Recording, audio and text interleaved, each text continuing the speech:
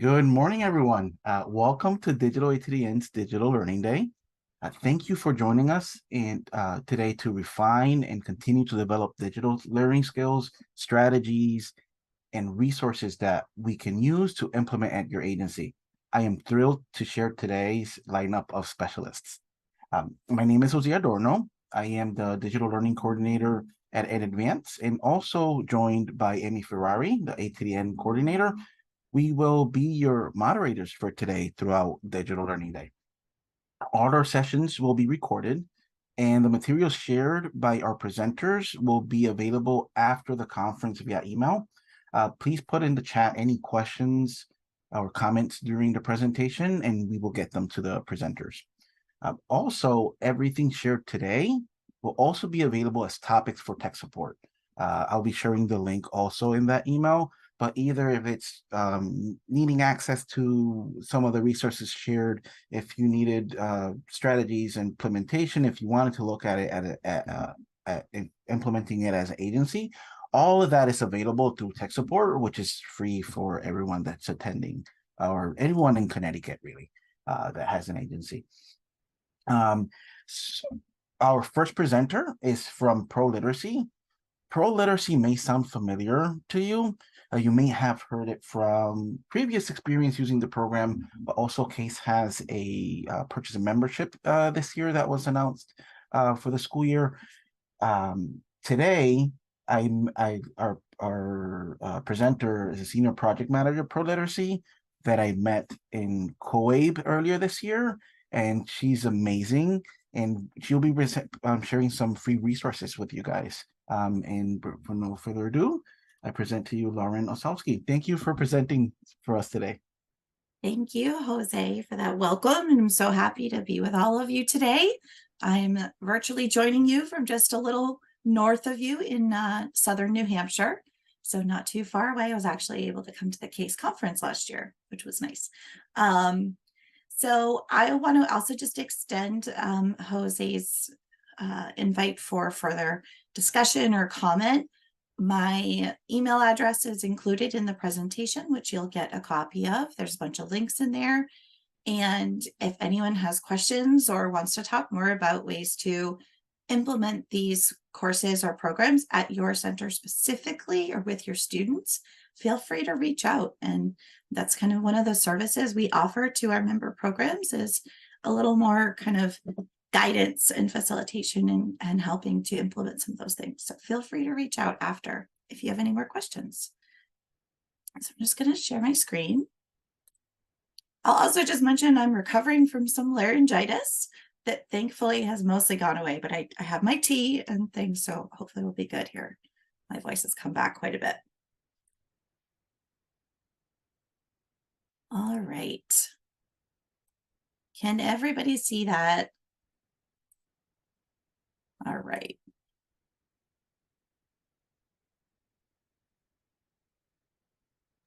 Yes, we could see it. Excellent. Just trying to make it come up on the right screen for me. There it is. Okay. Excuse me.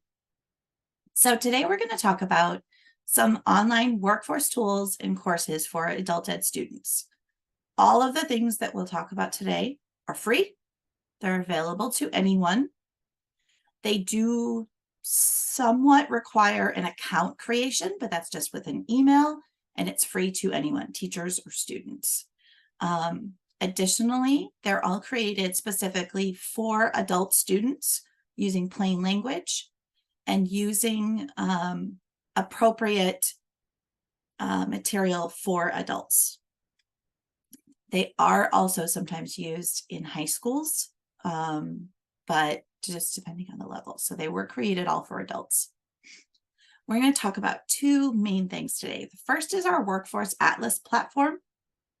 This platform has career assessments and recommendations and resources that are customized for students based on those assessments that they take. And we'll take a little look at those and talk more about them. And then our Pitney Bowes Workforce Collection. This is a series of 10 direct-to-student online courses that were created with funding from the Pitney Bowes Foundation, who's a longtime partner of ours. And you can see a list of all of the courses there There's also a supplemental instructor guide that we'll talk a little bit about. Those are direct-to-student courses. They're not instructor courses for you to take to help your students. All right. So before we get into Workforce Atlas a little bit, just a quick question, and you can put your responses in the chat or raise your hand. How many of you are instructors, or whether that be a teacher or tutor? Raise your hand or throw something in the chat if you don't want to turn your camera on. I completely understand. It's early. Enjoy your coffees. All right, got some instructors. How many are counselors or something of that nature? Okay, we've got a few there. Good. How many are program managers or administrators?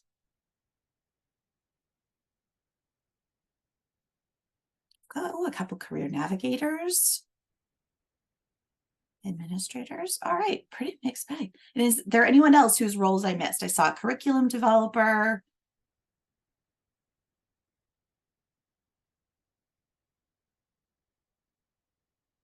All right. Good. So we've got a good mix. Excellent. Workforce Atlas is actually something that was developed just before I came to ProLiteracy. Came to ProLiteracy 2 years ago. And before that, I was a program director, ESL teacher, ESL coordinator, all of those things that kind of get lumped in at a center in New Hampshire. And I used Workforce Atlas a bit with some of our students, which was interesting to then come to ProLiteracy, and I've kind of taken over management of it. So Workforce Atlas, again, free site, is a place where students can take assessments related to their career goals and career pathway planning. And then the system uses those assessments to customize job recommendations for that student and give them some more information about what those jobs actually look like. So we can look at some of these examples.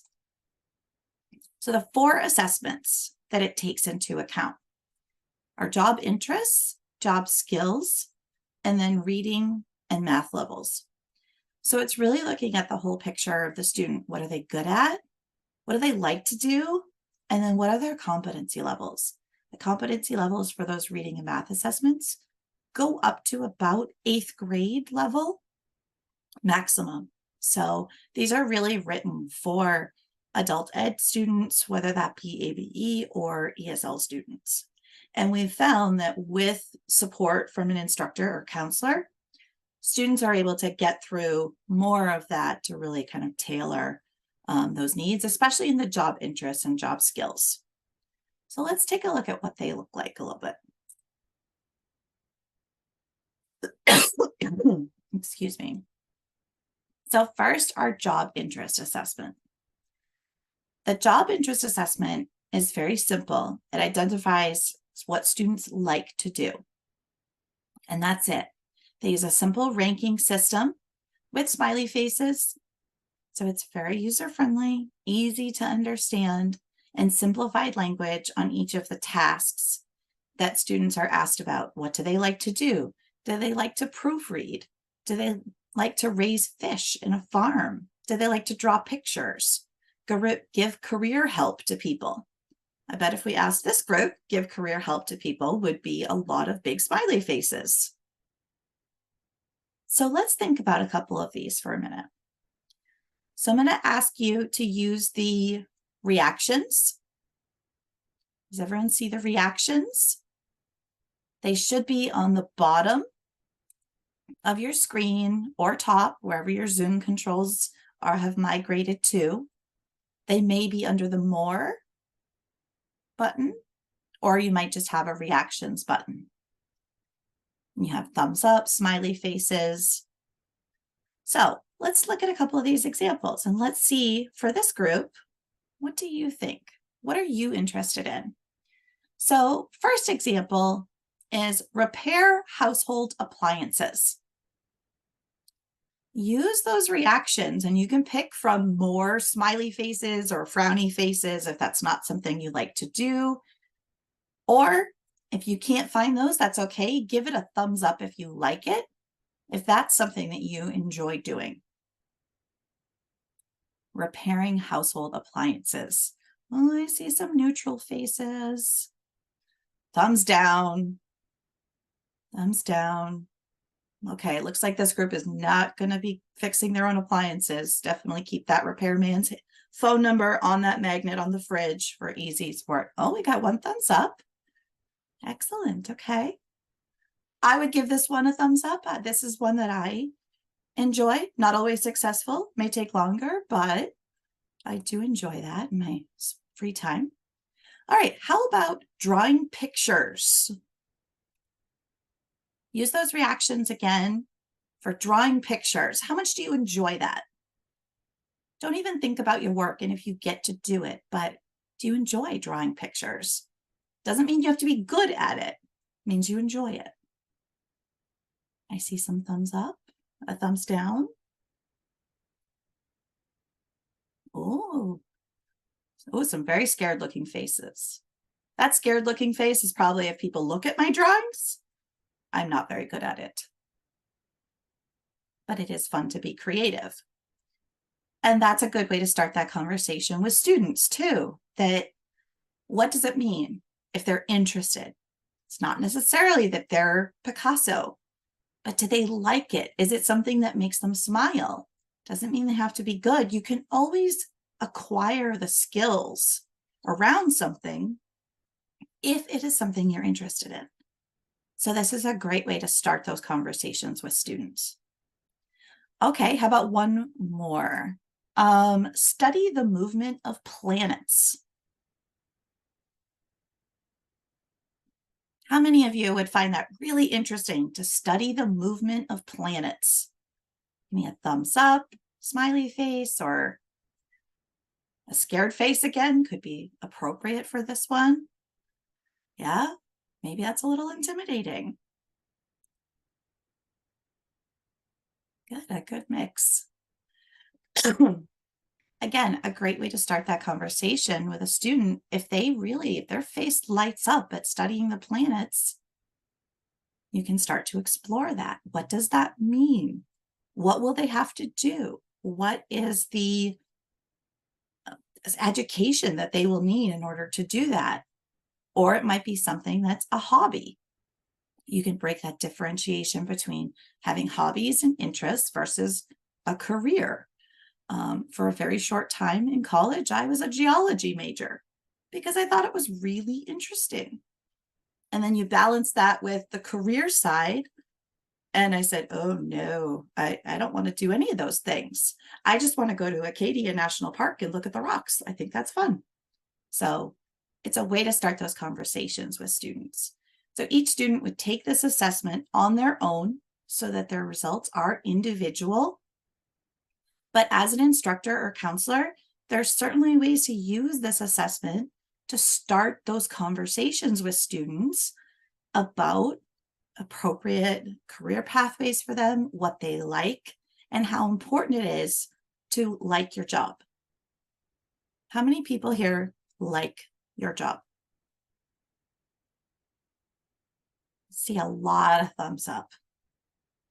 I think especially in adult education, this is a passion. This is something that we love, that we're good at, and our lives are better because we do something we like. And it's a way to start that conversation with students too about the correlation there. All right. We have a question for you, Lauren. Oh, great. Okay.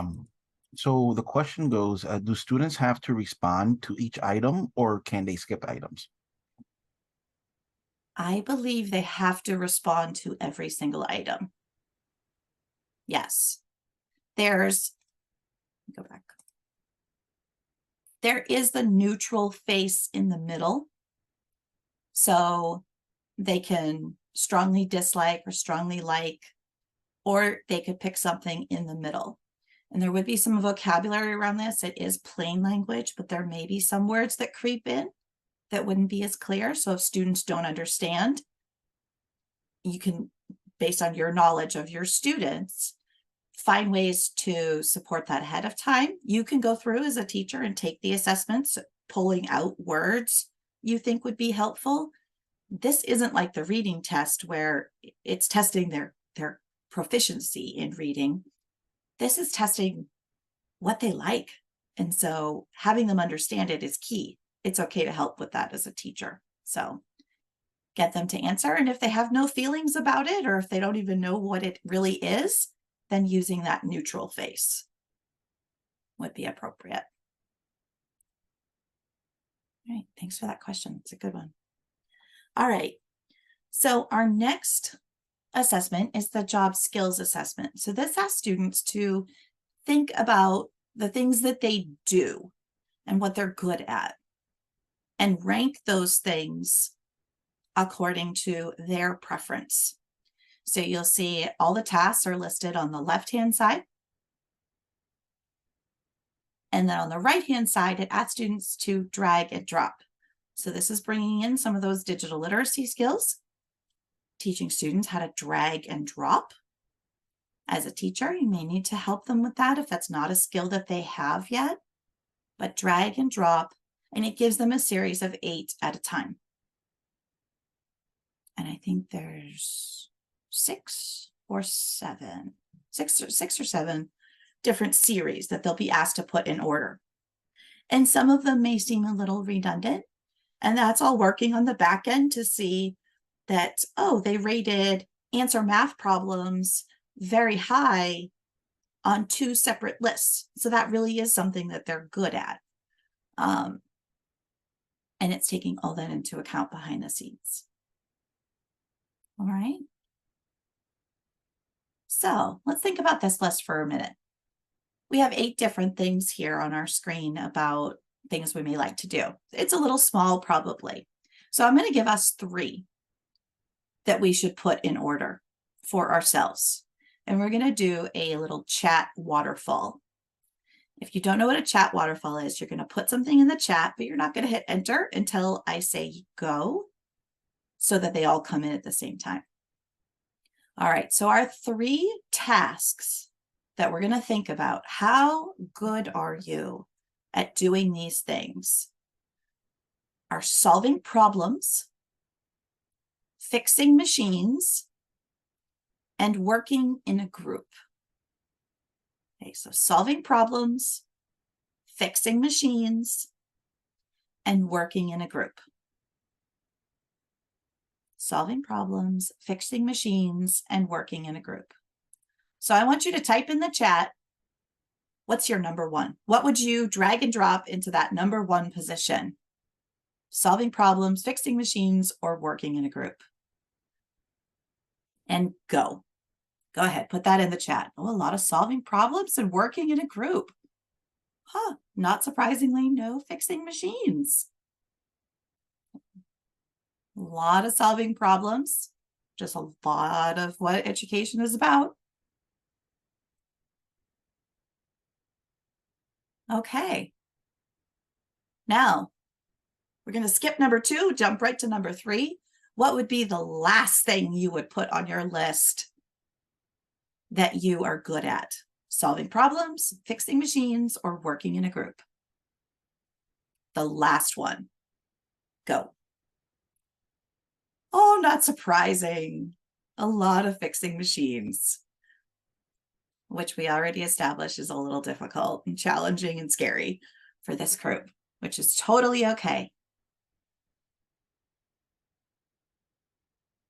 Oh, good. Jose likes it. Doesn't claim to be good at it, but likes it. That's good. Again, this is a way to start those conversations with students. I imagine that in a classroom, you would have a more diverse group of what their preferences and talents would be, as opposed to a group of educators, which are going to be probably fairly similar. So it's a good way to start those conversations that it's okay if you're good at one thing and not at another, because there's balance in the world with these things. You don't need to feel bad if you're not an engineer, because there are other people who do that. I thank my tax accountant cousin all the time for doing that job, so I don't have to. So it's important to think about what you're really good at and what you really enjoy as considerations for your career path. And these are great ways to start that conversation. So again, each student would do this assessment in their account so that they're getting personalized results. But as a teacher, you could certainly use it to share with the class, to start conversations. Okay. Any questions about that one? All right. Excuse me. All right, so we're going to jump into the reading now. Reading and math assessments are a little more straightforward. The reading assessment, again, like I said, goes up to about an 8th grade level maximum, but most of the material is written around a 4th grade level, 4th or 5th for understanding for students. And it's testing all of those reading skills. It increases in difficulty as it goes along. So if a student's having a hard time, you can dismiss it. They do need to complete the assessment because the system will not process their results until they actually submit the assessments, and it will not move on from one assessment to the next until they complete the one before. Okay. And then the math, very similar, nothing above 8th grade. It's really focusing on number operations and fractions, decimals, percents, a little bit of light geometry, and then it's some charts and graphs. Very similar to Tabor CASAS assessments for math and reading. One important note is they do not get their results on the reading and math assessments. They do not find out how many they got right or wrong or which ones. That's not the point of this. I'm sure there are other assessments being done in your programs to assess their reading and math levels and what they need to work on and all of that. That's not the goal here. The goal here is to see, okay, they said they really like solving math problems, but they're not good at that yet, and balancing those job recommendations based on their skills and interests and their current competency levels.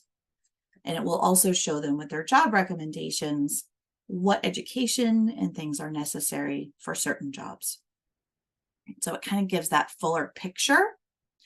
At the moment, also, you cannot retake the assessments. So if you're working with a student and they're in your program for a while and they want to come back to this to do it again because maybe their skills have improved or maybe their interests have changed, currently they're not able to retake the assessments. They could create a new account with a different email address and do it that way. But right now they can't retake it. I was telling Jose before we started that we're currently applying for a grant to revamp a lot of Workforce Atlas and enhance it. And that's one of the enhancements that we're looking at. So hopefully coming soon. But currently, kind of have to do some workarounds on that one. So, all right.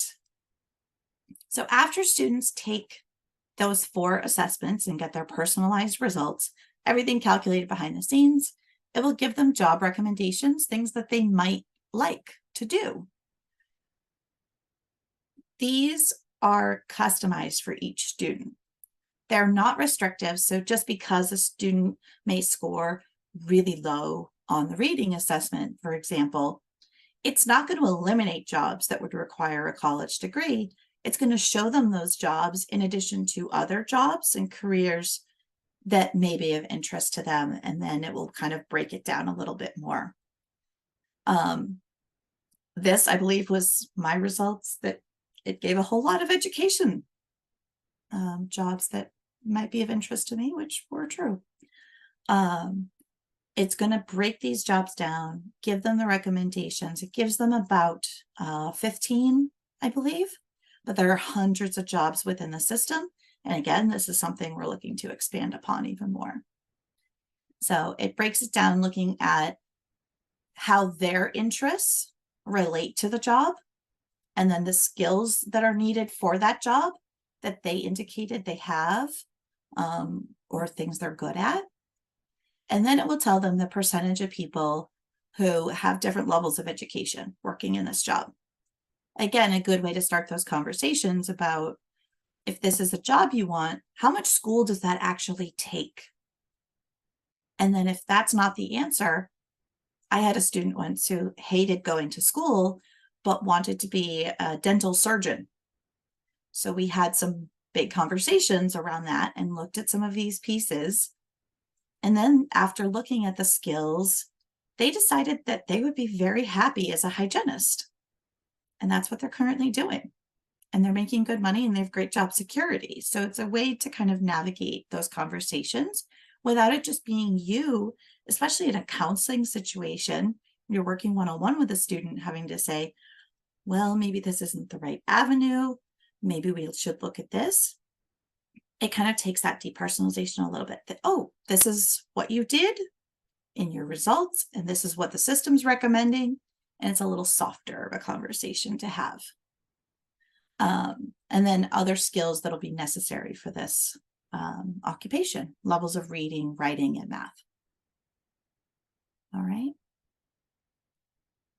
So all those recommendations are personal. There are also resources on the site. These resources do not require an account or signing in. You can just access them on the resources tab. We have these awesome infographics that are great printouts for a counseling office or for classrooms. And then other things like a resume template, career guides for health. And we're adding to this all the time. And we're hoping to add actual courses into the resources section as well with our new grant. It also recommends programs. Hopefully I think it missed a slide. I'm going to go back 1 second. I think I missed something. Just to point out one thing on this, the job recommendations, although students will get their own personalized recommendations within their account, as an instructor or any students can access all the jobs without creating an account. So it will not be personalized to them, but it will show skills, education levels, and things that are necessary. There's a jobs tab on the site. So I forgot to mention that. I apologize. Okay. And here's ways that programs have used Workforce Atlas in the past. They particularly like the webinar, the resume template is a big hit always. We know students need help with that. Showing career pathway progressions, all of these things. Okay. So has anyone here used Workforce Atlas in the past? Or seen this? If you haven't, that's okay. Not a problem. Okay. How can you imagine using this in your role, whether that's one-on-one with a student or in an instructional setting? How can you imagine using this? Put it in the chat or go ahead, raise your hand and feel free to unmute. If anyone's had enough coffee to speak up, that's okay.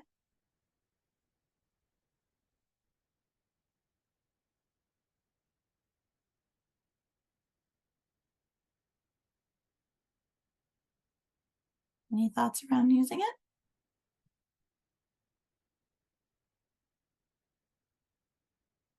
Lauren, I just actually have a question. I just tried to get to the website, and at my school, it blocks it. It says the connection is not secure because it doesn't support HTTPS. Is that something you've run into before? It is not. But I'm going to make a note of it and ask our developers. Thank you.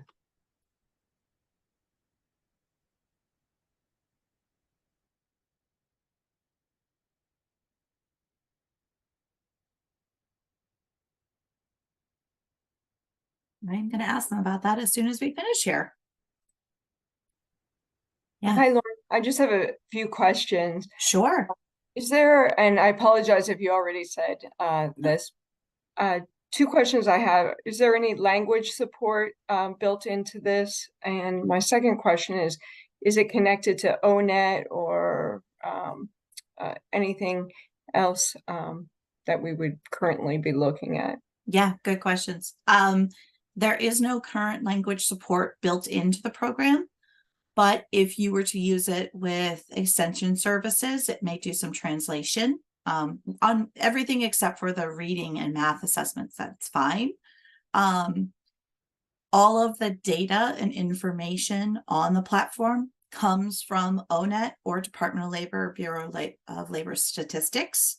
So it's all coming from those sources that are very commonly used. I find them much more approachable for students. ONET is so overwhelming for students to try to interact with at all. And so it's the same information. We pull and update those infographics that I showed with information about median earnings and different career earnings and hourly wages. Unemployment rates is all pulled annually from the Bureau of Labor Statistics. So it's all coming from there. And just one other question. Sure. On average, how long does it take to complete all 4 assessments? Yeah, it depends on the level, but roughly an hour to maybe 2 hours for a lower level student, and you can break them up. They don't all have to be done back to back. It will save wherever you stop. And when you log back in, it'll pick back up there until they're all finished. And then once they're all finished, it will give those personalized recommendations. So yeah, they can certainly be broken up. Any other questions? There's a couple things in the chat. We have Heather saying that they have not used it previously. Chantel said that to use it to apply to jobs during class time. Andrea said, I teach a transitions class. I would use this during our career exploration portion. Susan has a question. Does it allow students to assemble portfolios, or would the items have to be downloaded? It does not allow them to assemble a portfolio, but that's a great idea. That's something that we're looking to expand upon here, is that ability to have students kind of be able to put those things on their resume or give them a certificate, something like that, to say that this is what I did, this is what I found. But I like that idea. I'm going to make a note of that as we're looking for ways to expand upon this. Any other questions about Workforce Atlas?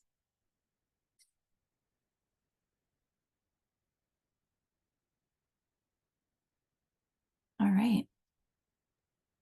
And there's nothing else in the chat. That was the last one. Okay. Good. Thank you. All right. And again, you'll have the link for Workforce Atlas, although it is workforceatlas.org, so easy to find in Google, in the presentation. And so the next thing I want to talk a little bit about is our workforce collection that we developed with funding from the Pitney Bowes Foundation. We have a total of 10 courses now that we've developed, and we're applying for a grant to create more courses that are focused on different digital skills. The first 4 courses were created in 2019 and released in, I think, February 2020, which was a challenging time, as we all remember. And so as soon as those first original courses were developed and released, the pandemic was here, and suddenly everything for work moved online. And so the second series of courses, which ended up being 6 courses, it was not created this week. It was released in April. I apologize for forgetting to edit that part of my slide. They were released in April. And they are focused on some of the same skills, such as interviewing or creating resumes, but in a digital world. So interviewing online, what does a Zoom interview look like, and things like that. The courses themselves are designed for students, so they would need to create an account in our Education Network Learning Management System. It's a completely free account, and it would give them access to all of these courses. Sometimes the platform itself can be a little challenging to navigate. When we did pilots with these courses as we're in development, that was the biggest takeaway, that actually navigating to the course itself can be a little challenging. But if students had some support with that, once they got to the course itself, they're very easy to navigate and designed to help students practice some of those digital skills without having to have a lot of them to navigate the courses. So that was just one takeaway that we have had from the pilots.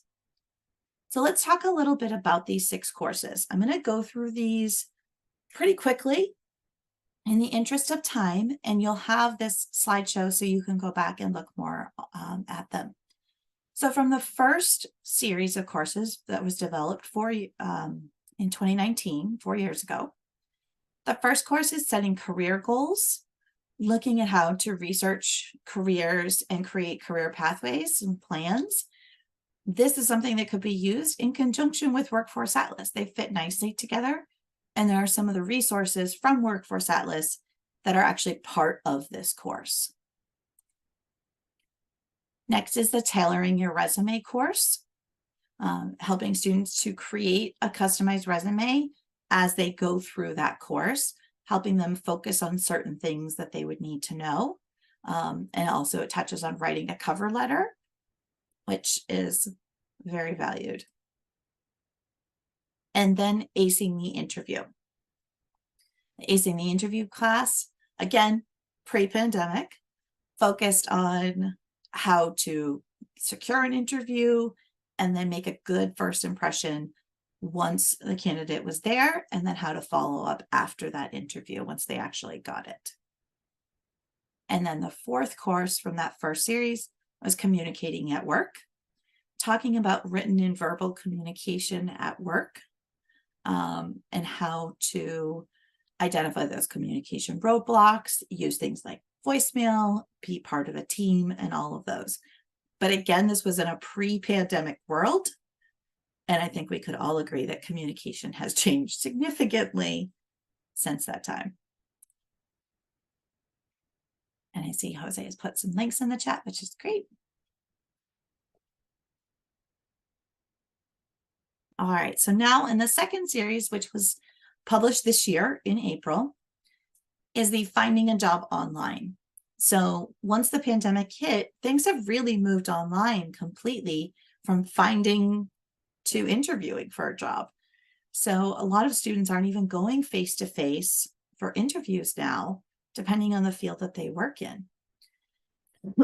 So in this first course, Finding a Job Online helps students to ask those right questions. How many people here have searched for a job online? Have done any kind of online job search, whether it's related to your own personal work or while helping students? A lot of thumbs up. Not surprising. What would you say is the most challenging thing about trying to find a job online? What do you run into? What are some of those challenges in searching online? Throw it in the chat, or filtering results. Yes, thank you, Pamela. You get so much information. So much information comes back when you're trying to look for a job online. And how many, you may get tens of thousands of job recommendations based on your searches, but only a couple may actually be relevant for you. Here's where this course comes in. It helps students learn to focus their job searches before they even start and get ready to apply for that job. So it brings them up to that point of how to go through those results, how to look at jobs, teaches them about some of the major platforms out there, but really those skills are transferable to any of the online platforms. Even Google now is just right within Google, you can search for jobs and apply right there. So it helps students with their limited literacy skills, perhaps, to navigate that world of digging through and trying to filter through those results, which is extremely helpful. Excuse me one sec. All right. So then once they have found jobs to apply for, it helps them to actually apply for those jobs online. So again, we're working in a completely online world. This is post-pandemic, where students find that job online, and then how to apply for it. Do you click the apply button? Do you go to the company's website? What do you need to do? And then perhaps most importantly is, how do you track all of this? Sometimes it can be really easy on a platform such as like Indeed. You create your profile and you just click, oh, apply, apply, apply, apply, apply. You can apply to 20 jobs right there. What happens when they start following up? Or you don't want to apply to that job again. So it helps students to track everything that they're doing and stay organized throughout their job search so that they're putting forward a good face. It also, I can't remember if it's in the applying or in the next, which is the interviewing. It talks to students about their social media presence and digital footprint and how to make sure that they are publicly sharing the information that they want to share about themselves. We know that in social media and all of that, privacy settings are different. And so it's helping students to set those privacy settings, take away things that they may not want an employer to see, and also to create things like a professional looking email address that are important when they're applying and interviewing for jobs, communicating with employers. How many people here have done hiring or been part of a hiring process?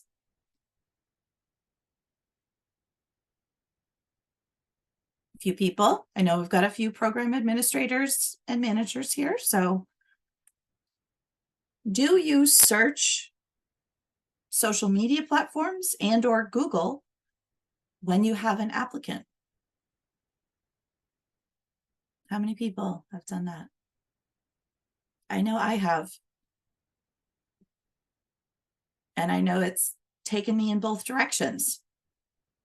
It has sometimes taken me to, oh yeah, this person looks great. Let's hire them. Or, maybe this may not be somebody we want around here because some of the social media pictures are not the environment we'd like. So certainly both. Yeah, I see a lot of people have used it. So this is very common nowadays. Some jobs even ask for your social media handles when you're applying for the jobs. They don't want to search and wonder, oh, is this the right Jose Adorno or is this a different one? They want to know this is the right person and I want to see their social media. So it'll help students to kind of navigate those things as well and put forward their best foot. And then in interviewing for jobs online, how to use those platforms that are very common. So there's the technical side, but then also the human element of, how do you frame yourself in your screen? What do you think about in your background? What do you wear? It's very different to have something for a job interview in person versus online. I had a job interview not too long ago, and a lovely black dress that I would typically wear to a job interview would have looked just blah on Zoom. So you have to think about those things. So it instructs students in all of those elements to prepare for their online job interviews.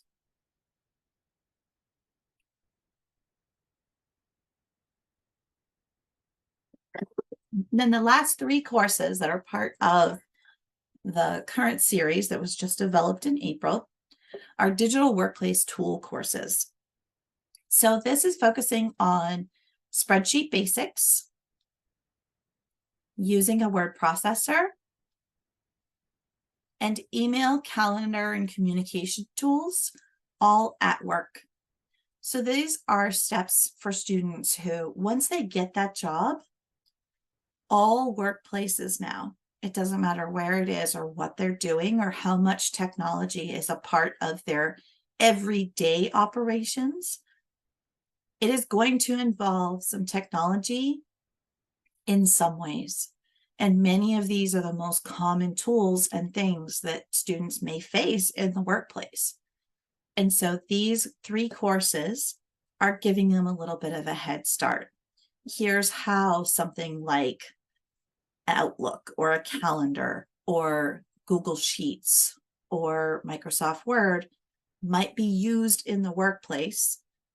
And here's a very cursory overlook at how it works. Okay. We tried to focus on those transferable skills because a platform like Microsoft is something you have to pay for, might not be something that a student has access to at home, but many of the functions in Google Docs work pretty similar. If you can cut and paste in one, you can cut and paste in the other. So it's really trying to build those digital resiliency skills in students and trying to work on that problem solving to say, okay, I know how this works here, and let's look at this one, which is similar, and apply those skills. So those 3 courses are extremely valuable for students as they get started at work. Okay, there's a lot of practice built into all those courses.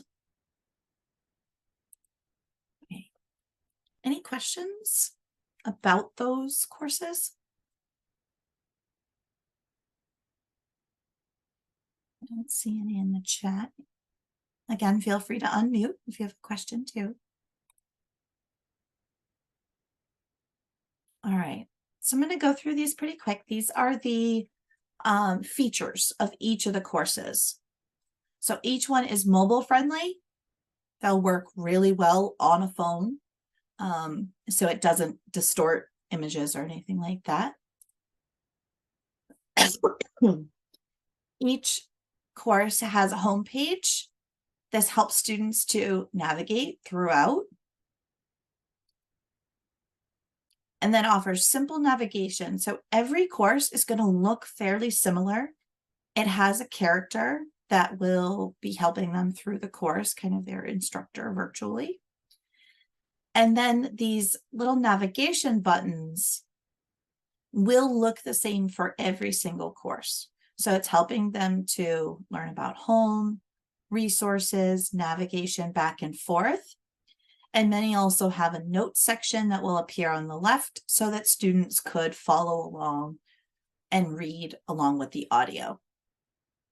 Or even turn the audio off if perhaps they're in a computer lab or something where they can't have it on.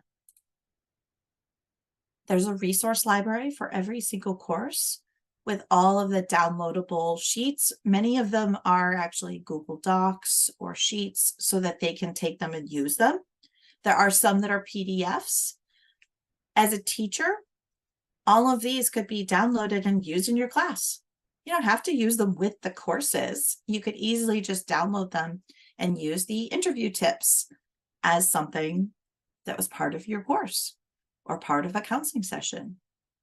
We encourage people to take and use these resources in a variety of ways, not just as part of the courses. And as I said, they're very interactive. They'll have little pop-ups and videos and things embedded to try to keep students engaged in the courses as they're going through. And then knowledge checks throughout to make sure that they're understanding what's going on. And then added practice activities. So they may need to download something from the resource library and then actually work on it and create their own career plan. That makes these courses, you could go through the course in an hour and just learn out everything, maybe even less than an hour for a more advanced student. But if they're actually doing all the activities as they go through, it's going to take a lot longer because they're going to create a career plan worksheet for themselves and set some of their own goals. That could take time. So these courses can be broken up and used in a variety of ways. Students can also go back to it. They could do a really quick go through of the course on their own and then, oh, well, now I have a job interview. Now I need to go back and pay a little closer attention to some of the things in that course. And then the instructor course that I mentioned, which only follows the first 4 Pitney Bowes courses. We have not developed an instructor course for the newer courses yet. It's something we're working on. There are 5 modules to it, 1 for each of the 4 courses. And it kind of just goes through the basics of what's in the course, what are students learning, what are the questions, and then includes all sorts of additional audio and video examples and handouts that can be used. So it's just a lot of kind of bonus extras for instructors. And like I said, there's a lot of ways to use this.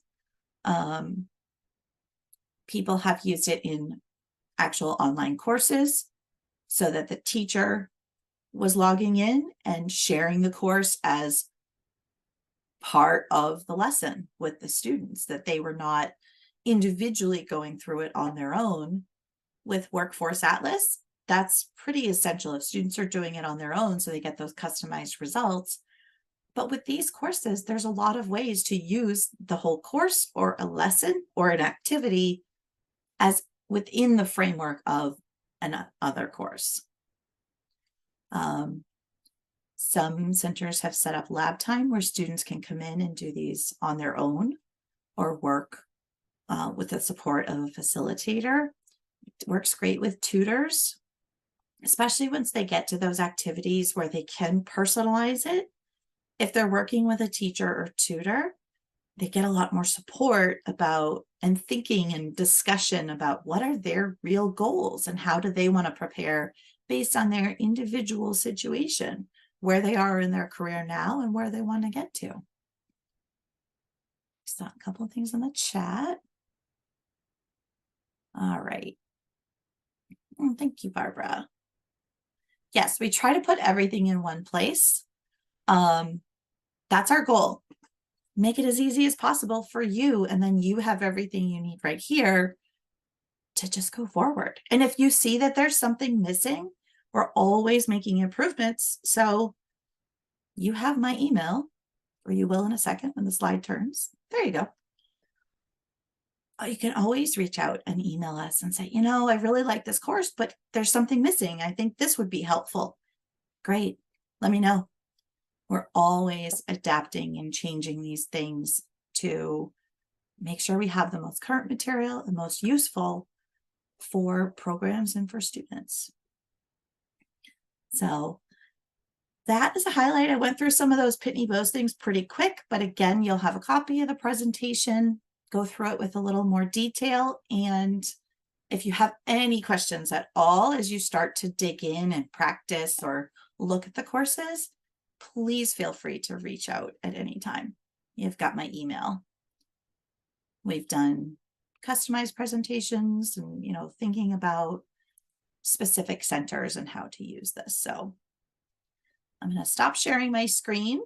So we've got a couple minutes left. If anyone has any questions or comments or ideas about how you can see these resources fitting into your program or classroom, I'd love to hear those.